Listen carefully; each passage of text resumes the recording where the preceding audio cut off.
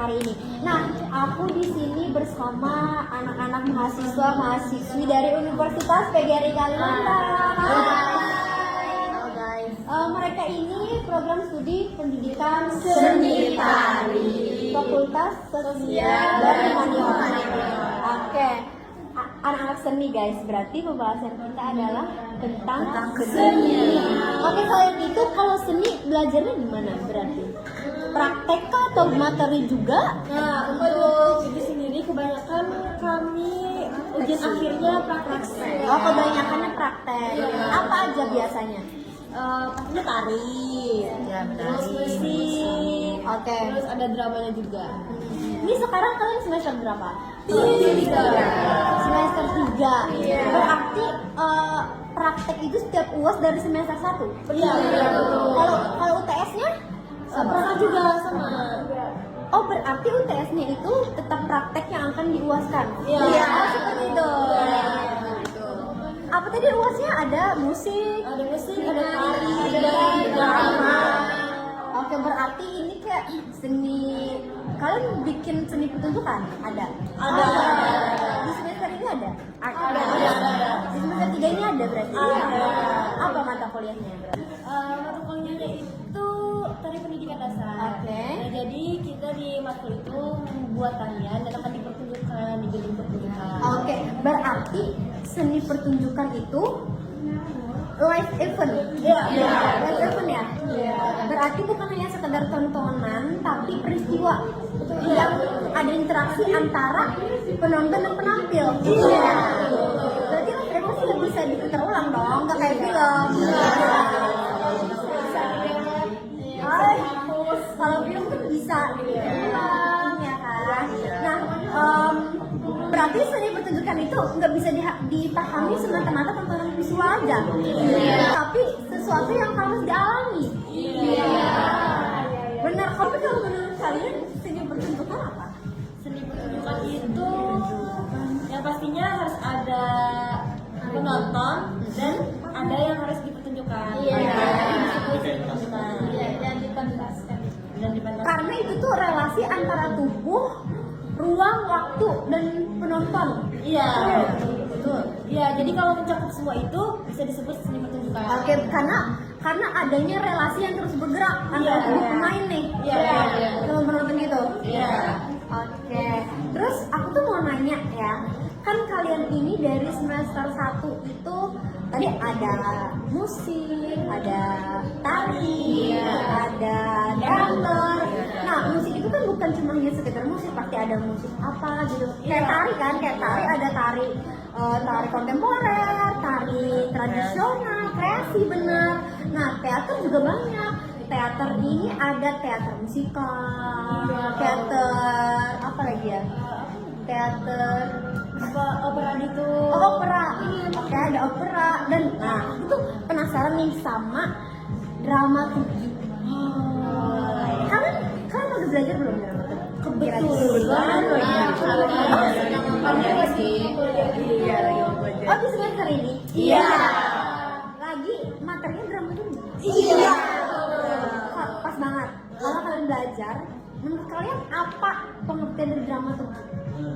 Saya menjelaskan ya Kak, dramaturgi itu tidak sekadar dipahami, tapi juga sebagai cabang ilmu dalam seni pertunjukan. Nah, tetapi juga bisa sebagai cara berpikir dalam membaca, merancang, dan menafsirkan struktur makna. Nah, di dalam dramaturgi juga ada unsur pertunjukan dramaturgi, yaitu teks, tubuh, ruang, waktu, ritme, dan penonton. Selain juga ada unsur, juga ada struktur dalam dramaturgi, yaitu ada dramatik, ritme peristiwa, ketegangan emosional, dan pengalaman penonton. Nah, ada juga dramaturgi juga mengajarkan metode analisis untuk mengajak para pembaca dan pencipta untuk menelaah tema, konflik, konflik simbol serta konteks sosial dan budaya yang melatar belakangi pertunjukan. Seperti itu. Mungkin itu saja sih. Aku mau nambahin Kak, karena temen aku tadi ngejelasinnya tentang dramaturgi ya, aku mau ngejelasin tentang dramatur. Oh, apa tuh bedanya dramaturgi sama dramaturgi? Oke, untuk dramaturgi sendiri itu adalah ilmunya. Oke. Sedangkan dramatur itu adalah orangnya. Yang mana orangnya ini penasehat atau editor naskah untuk menganalisis dan meneliti dan menginterpretasikan naskah untuk memastikan integritas. Sementara dramaturgi adalah ilmu atau praktek menganalisis struktur, konteks, dan makna sebuah lakon agar pementasan memiliki kedalaman dan keaslian. Singkatnya, dramatur adalah praktisi yang melakukan pekerjaan dramaturgi. Untuk tugas dramatur sendiri itu adalah menganalisis Kak, menganalisis naskah secara mendalam melalui riset, histori, dan budaya. Terus membantu sutradara dan penulis serta memastikan pesan lakon tersampaikan dengan baik pas di panggung, saat dipentaskan gitu. Terus perannya menjadi editor, yaitu tentang penasehat sastra yang menjembatani penulis, sutradara, dan pemain dengan dunia naskah. Untuk dramaturginya kan ilmu nih Kak, prakteknya. Di dalam prakteknya itu terdapat mengobservasi, riset, terus mencakup struktur-struktur dan konteks sosial politik gitu Kak. Terus sosial politik. Hubungan keduanya nih Kak, hubungannya seorang dramatur adalah profesional yang ahli dalam bidang dramaturgi. Untuk dramaturginya sendiri adalah kerangka teoritis dan praktis, sedangkan dramatur adalah individu yang menerapkan prinsip-prinsip dramaturgi dalam sebuah produksi teater. Kesimpulannya itu dramaturgi adalah ilmunya, sedangkan dramatur adalah orangnya. Nah makanya ini tuh menjadi ruang dialog kreatif ya Kak, karena setiap orang tuh punya perannya masing-masing dan punya batas dan tanggung jawabnya masing-masing. Tapi tujuan dan akhirnya itu sama. Benar. Gitu. Terus sejarah singkatnya dramaturgi apa? Apa sih, dari mana dramaturgi itu, apa sejarahnya? Jadi sejarah singkat dramaturgi yang saya ketahui sih akar dramaturgi dari teater Yunani kuno, yaitu tentang mitos, tragedi, dan struktur dramatik. Akar dramaturgi sebuah tradisi pertunjukan yang lahir dari ritual, mitos, dan kebutuhan manusia untuk memahami nasib serta relasinya dengan para dewa. Teater zaman dulu itu bukan cuma buat hiburan iseng, tapi sudah jadi peristiwa sosial dan spiritual buat seluruh warga. Nah, buat di drama tragedinya sendiri, kita diperlihatkan konflik antara keinginan pribadi lawan hukum yang lebih besar, entah itu hukum dewa atau negara. Ini bikin kita sadar kalau manusia itu punya keterbatasan. Lewat tragedi kita diajak refleksi soal tanggung jawab dan konsekuensi dari pilihan-pilihan hidup kita. Yang aku tahu tuh kayak ada konteks Nusantara, terus konteks apa lagi ya? Konteks kontemporer. Oh, kontemporer. Nah itu apa Kak? Apa bedanya Nusantara dan Kalau dalam konteks Nusantara ya Kak, drama itu tumbuh dari pengalaman kolektif masyarakat yang diwariskan secara lisan, dijalankan melalui ritual, dan diwujudkan dalam pertunjukan rakyat yang dapat menyesuaikan dengan situasi aktual, respon penonton, bahkan kondisi sosial atau politik. Itu yang dalam konteks Nusantara. Oke, jadi Kak, itu tadi dalam konteks Nusantara ya Kak. Terus dalam konteks kontemporer itu memperluas cara kita memahami seni pertunjukan, yang dimana tidak hanya soal teks atau cerita saja, melainkan tentang bagaimana sebuah peristiwa dihadirkan bagaimana tubuh dan ruang bekerja, dan juga bagaimana pengalaman manusia dipertemukan di atas panggung. Itu sih Kak. Oke, berarti dramaturgi dalam konteks Nusantara itu menegaskan bahwa seni pertunjukan itu bukan sekedar produk artistik. Iya. Begitu, melainkan bagian dari kehidupan sosial dan spiritual masyarakat. Oke, terus peran dramaturgi dalam membaca sebuah karya itu gimana? Apa perannya? Jadi ya Kak, dalam dramaturgi, membaca struktur cerita merupakan salah satu kerja dasar dalam dramaturgi. Dramaturgi menggunakan struktur ini untuk membaca logika, dramatik, sebuah karya baik dalam teater maupun dalam bentuk pertunjukan lainnya. Di dalam membaca itu terbagi jadi 3. Yang pertama, bagian awal yang dimana berfungsi sebagai pintu masuk cerita. Yang kedua itu bagian tengah, dimana merupakan ruang pengembangan konflik dan dinamika peristiwa. Dan yang terakhir itu adalah bagian akhir yang dimana titik penyelesaian, bukan sekedar penutup cerita.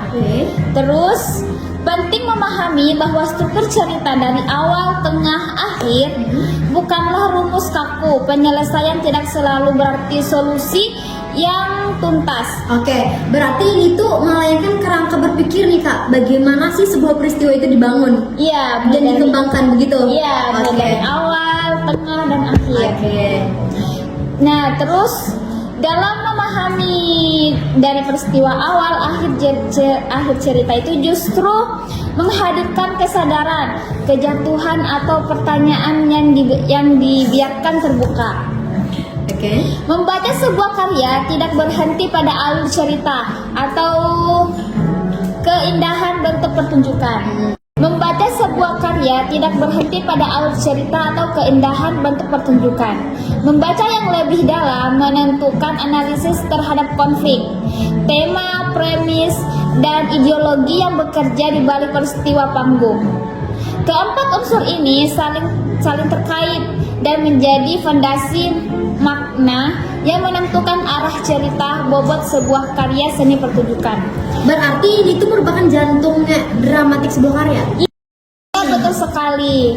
Terus ada di dalam dramaturgi ini, konflik tidak selalu hadir sebagai pertengkaran terbuka, tetapi bisa berupa konflik batin, konflik sosial, konflik kultural, bahkan konflik antara manusia dengan sistem atau dengan dirinya sendiri, serta bagaimana konflik itu berkembang dan mencapai titik kritisnya. Oke.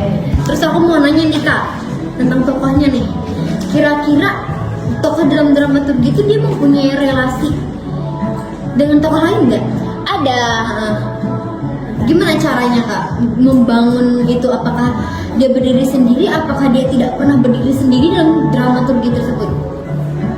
Nah, di dalam dramaturgi, tokoh tidak pernah berdiri sendiri, Kak. Ia hadir dan bermakna melalui relasi dengan tokoh lain, dengan situasi serta dengan konflik yang mengitarinya. Karena itu, membaca relasi antar tokoh menjadi kunci untuk memahami bagaimana perkembangan dramatik sebuah karya bergerak dari awal hingga akhir. Dramaturgi melihat tokoh bukan sekedar sebagai karakter psikologis, melainkan sebagai simpul realis yang menggerakkan peristiwa dari awal sampai akhir, begitu Kak. Berarti dalam pembacaan dramaturgi itu yang diperhatikan bukan hanya siapa yang melawan siapa ya? Iya. Tetapi bagaimana hubungan itu dibangun, berubah dan berdampak pada alur cerita. Iya. Terus peran dramaturgi dalam menilai sebuah karya apa bedanya sama membaca? Ini menilai itu, kayak membaca sama nggak sih sama menilai? Beda dong. Beda. Iya. Oke. Kira-kira apa? Menilai dan membaca itu berbeda.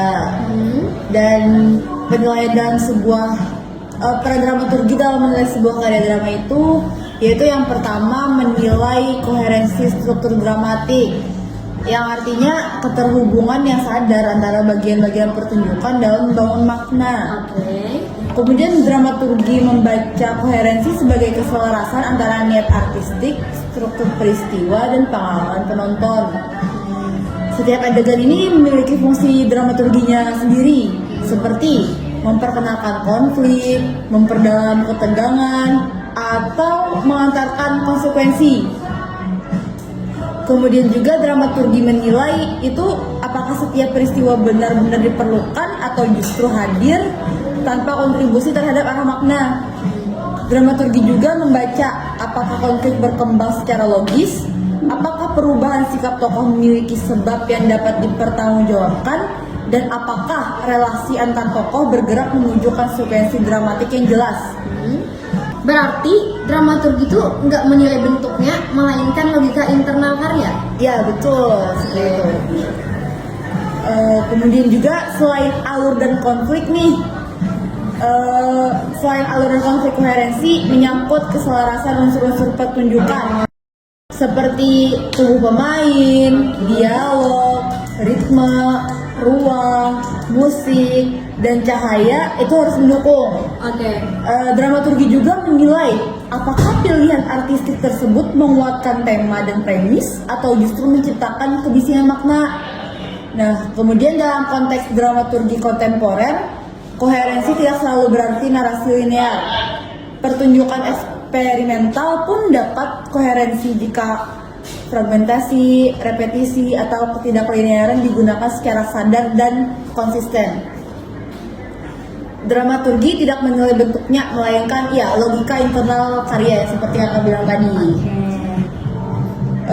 Kemudian menilai koherensi struktur dramatik pada akhirnya adalah menilai tanggung jawab karya terhadap makna. Dan yang kedua, ketepatan relasi antara tema yang diangkat, bentuk pertunjukan yang dipilih, dan gaya penyajian yang digunakan. Ketiganya ini harus saling mendukung dan berbicara dalam satu arah makna. Ketika relasi ini tidak selaras, pertunjukan berpotensi kehilangan fokus, bahkan menimbulkan kebingungan tafsir bagi penonton. Untuk tema ini merupakan inti gagasan yang ingin disampaikan pada karya tersebut. Kemudian bentuk pertunjukan ini berkaitan dengan pilihan struktur dramatik, jenis lakon, atau format penyajian. Kemudian gaya penyajian merupakan cara konkret bagaimana bentuk itu diwujudkan di panggung. Dengan menilai ketepatan relasi antara tema, bentuk, dan gaya penyajian dramaturgi, menjaga agar seni pertunjukan tidak hanya tampil menarik tetapi juga bermakna. Kekuatan konflik ini juga dan ketegangan dramatik tidak diukur dari seberapa keras pertengkaran atau seberapa cepat peristiwa bergerak, melainkan dari seberapa dalam pertaruhan makna yang dihadirkan. Konflik dalam seni pertunjukan juga dapat muncul dalam berbagai bentuk, seperti konflik antar tokoh, konflik batin, konflik sosial, hingga konflik antar manusia dan sistem nilai atau kekuasaan. Kemudian lanjut ke ketegangan dramatik nih Kak. Ketegangan dramatik ini lahir dari proses konflik-konflik yang dikembangkan secara bertahap. Dramaturgi juga memperhatikan bagaimana konflik ditanamkan sejak awal, dipelihara di bagian tengah, dan mencapai titik kritis di puncak peristiwa. Menilai kekuatan konflik dan ketegangan dramatik berarti menilai daya hidup sebuah pertunjukan, relevansi karya dengan konteks sosial dan kemanusiaan. Konteks sosial ini nih Kak mencakup situasi masyarakat tempat karya itu lahir dan dipentaskan. Isu-isunya itu seperti ketimpangan sosial, relatif kuasa, krisis lingkungan, perubahan nilai atau konflik identitas seringkali menjadi layar yang membentuk gagasan karya. Di dalam konteks kemanusiaan ini juga nih Kak, dramaturgi itu melihat bagaimana karya memperlakukan manusia sebagai subjek, bukan sekedar objek cerita. Relevansi juga tidak selalu berarti mengangkat isu aktual secara langsung. Sebuah cerita yang berlatar masa lalu, mitos atau simbol dapat tetap relevan jika nilai dan pertanyaan kemanusiaan yang diajukan masih beresonansi dengan kehidupan hari ini. Kemudian dengan menilai relevansi karya terhadap konteks sosial dan kemanusiaan, dramaturgi itu memastikan bahwa seni pertunjukan tidak terputus dari kehidupan. Sekian kali saya menjelaskan tentang menilai karya drama tadi. Nah makanya ini seru nih, jadi banyak kan yang diskusikan. Jadinya pertunjukan itu bukan hanya sekadar pertunjukan, tapi menjadi ruang dialog. Jadi ruang dialog. Nah jadi penonton tuh bukan hanya menikmati estetikanya aja, tapi penonton juga disuruh berpikir. Seru ya kelihatan banget.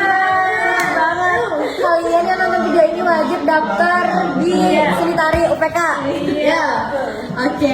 Terus peran dramaturgi dalam proses penciptaan karya itu apa? Bagaimana? Apakah itu menjadi fondasi utama untuk menciptakan karya? Iya. Iya. Apa? Jadi gini Kak, menurut saya dramaturgi ialah sebagai fondasi utama perencanaan penciptaan. Iya. Karena ia hadir sejak tahap paling awal, ketika sebuah gagasan masih berupa pertanyaan, kegelisahan atau pemahaman. Oke. Dramaturgi juga membantu pencipta merumuskan arah penciptaan karya tersebut. Oke. Tentang apa karya ini berbicara dan mengapa ia perlu dipentaskan. Dan juga dalam proses penulisan karya drama, dramaturgi berperan sebagai penyusun alur, merupakan konflik dan mengatur ritme drama tersebut. Namun, dramaturgi sebagai fondasi bukanlah kerangka yang kaku.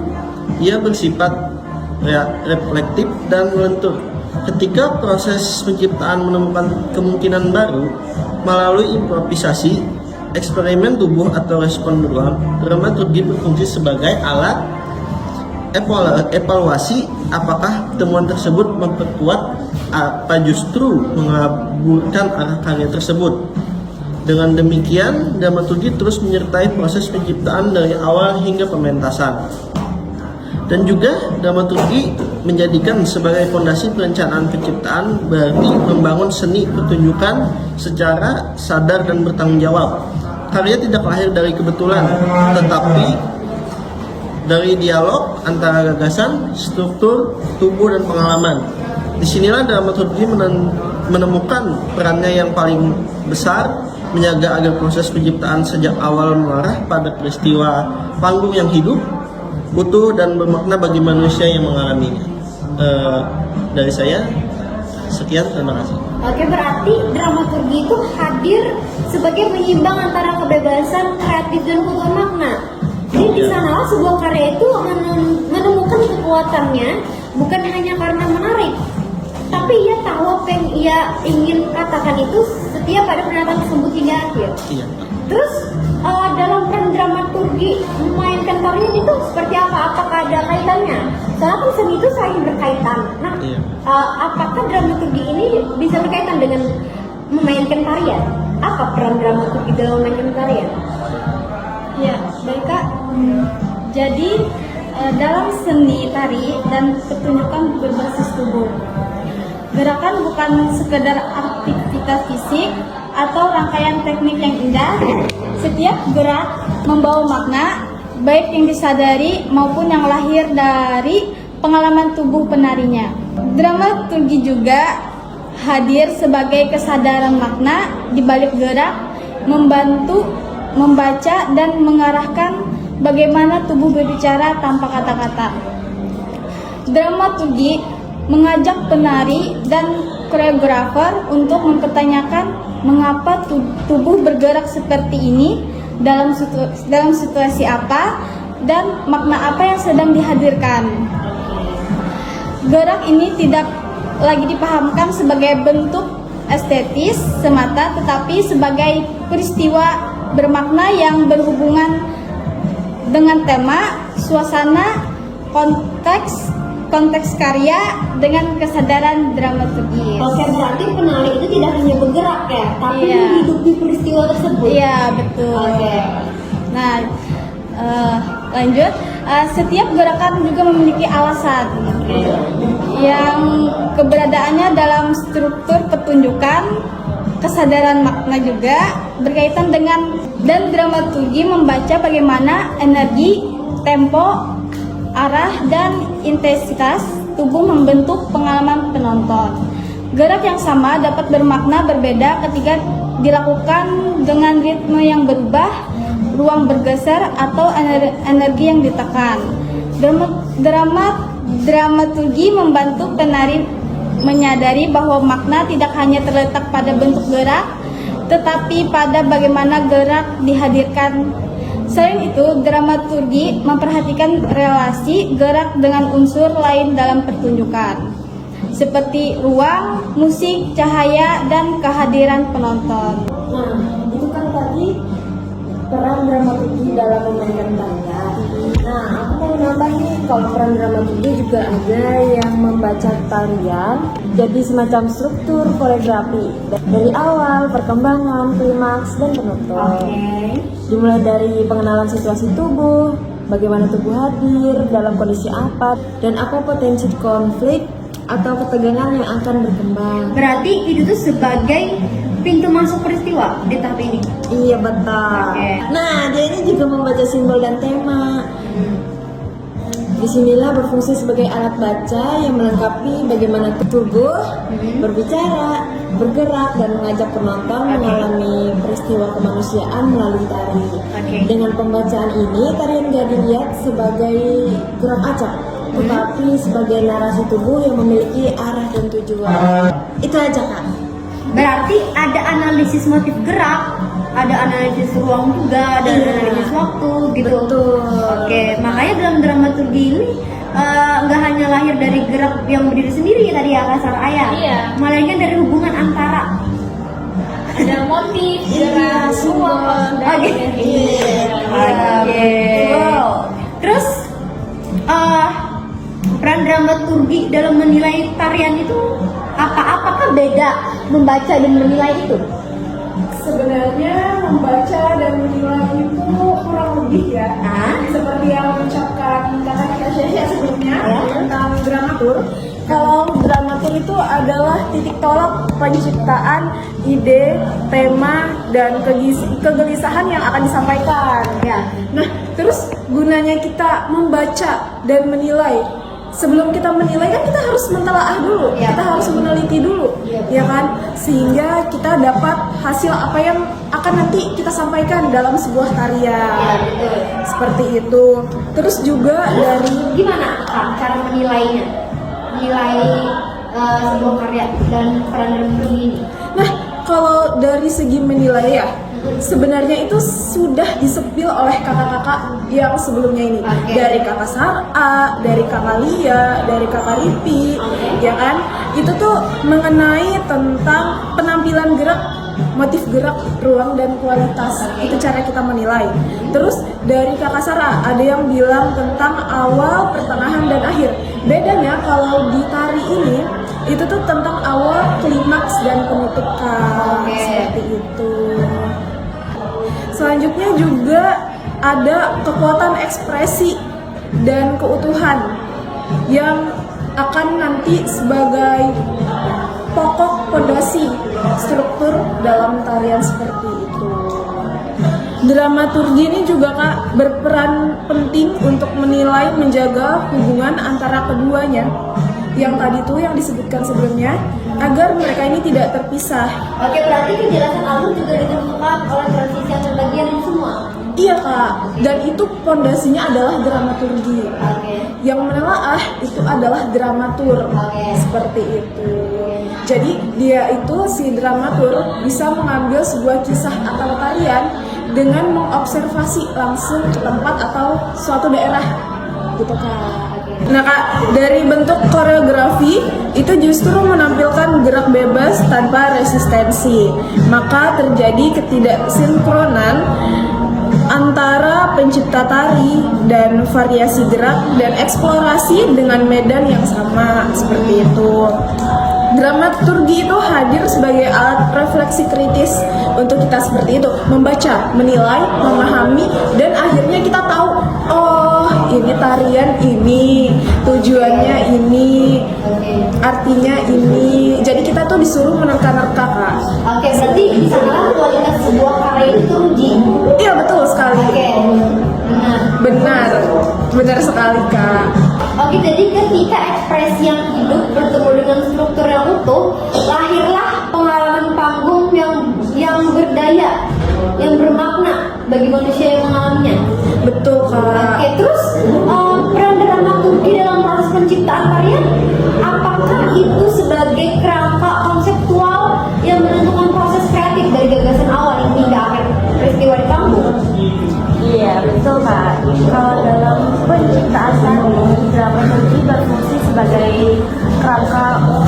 konseptual yang menuntun proses kreatif dan gagasan awal hingga peristiwa panggung.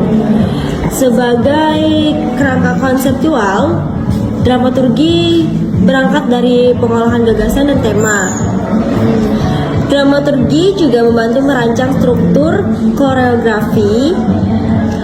Terus dramaturgi sebagai kerangka konseptual juga memperhatikan relasi tari dengan unsur-unsur lainnya seperti musik, ruang, cahaya, dan kostum, dan kehadiran penonton. Dalam penciptaan tari, koreografer tidak hanya berhadapan dengan persoalan menemukan gerak, tetapi juga menyusun bagaimana gerak itu bergerak dalam waktu dan ruang sebagai peristiwa dramatik. Dan dramaturgi membantu koreografer memahami bahwa struktur dramatik dalam tari tidak harus berbentuk cerita linear, tetapi tetap memerlukan logika peristiwa.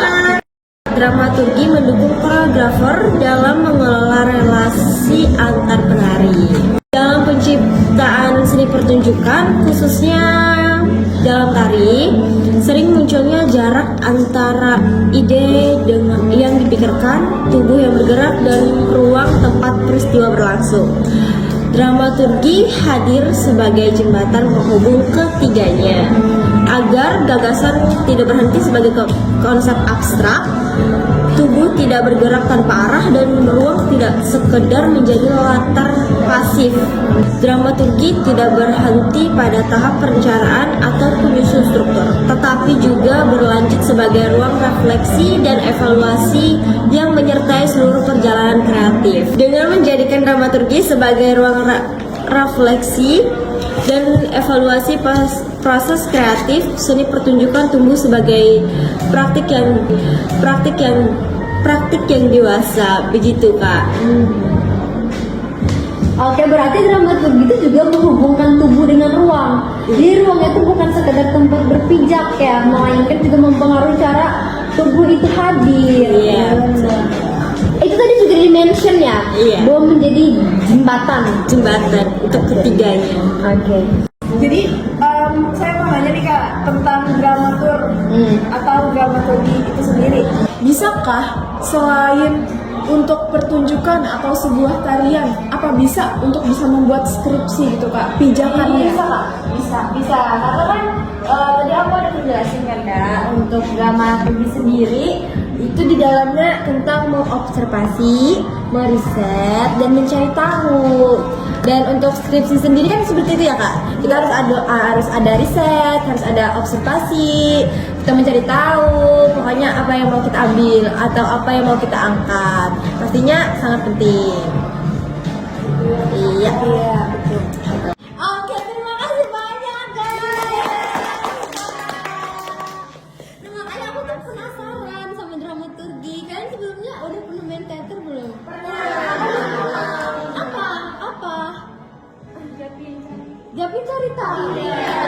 Itu kok jadi sama semua? Berarti ini mata kuliah? Iya. Uang semester 1. Oke.